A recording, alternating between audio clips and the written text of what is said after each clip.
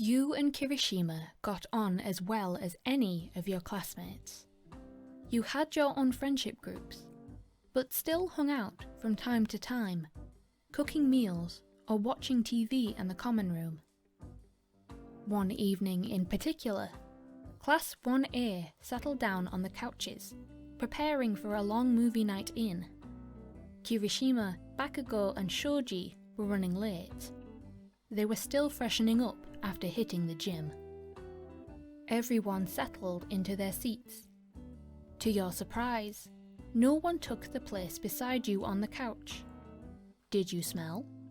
You weren't sure, but you weren't complaining when it meant you got some extra room to stretch out. That was, until the final trio arrived. Bakugo sat on the floor, Shoji found a spot next to Tsuyu, and Kirishima dropped himself heavily into the space beside you, narrowly avoiding your legs as you scrambled to pull them out of his way. He chuckled when he spotted your soft glare. "Sorry, didn't realise you wanted the whole couch to yourself." "It's fine," you said airily. "You make a good footrest." And to make your point, you stretched your legs out over him, only laughing when he grabbed your feet to secure you in place. As long as he didn't tickle you, you wouldn't have to kick him in the face. The movie played, and everyone settled in for the night. Popcorn was passed around, and Kaminari spilled his soda everywhere. But as he did this every movie night, your classmates simply shuffled away as Xiao Momo threw a tea towel at him to mop up the mess. On the couch, you managed to keep your feet on Kirishima as a show of defiance for around 20 minutes. But after that, your legs started to ache. You wiggled them free, then chose instead to lean against him, figuring a leaning post was just as good a punishment as a footrest. Only, you weren't quite prepared to have Kirishima nonchalantly hook his arm behind you, giving you a comfier spot to lean against him. His gaze didn't leave the TV once, like it was nothing for him to offer you his services as a pillow. Still, he was comfy, and as he was freshly out of the shower, his styled down hair felt soft against the side of your face as you leaned against his shoulder. The movie carried on. Kirishima smelled nice. He was warm and surprisingly cuddly.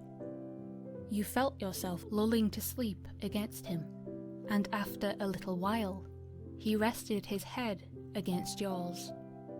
You pursed your lips together, holding down a smile in case your classmates looked over. His breathing turned heavier. It sounded like his gym session had taken it out of him. You supposed you could be his leaning post too.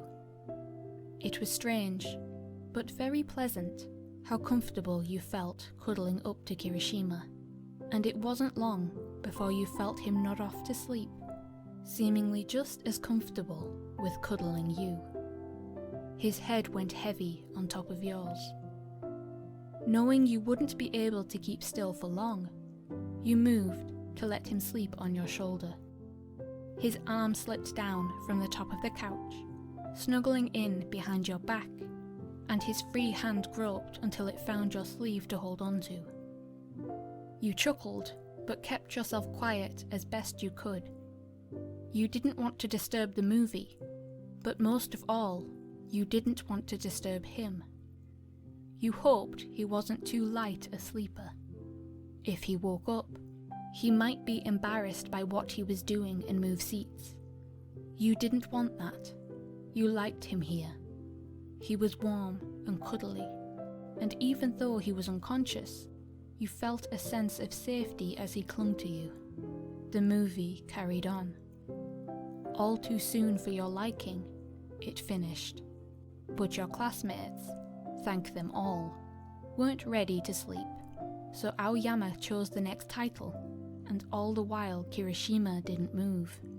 That was, until you tried to reach for the popcorn Ashido offered from the next chair over. When you stretched away from him, Kirishima wrapped both arms around you, keeping you in a vice-like hold that made it hard to move.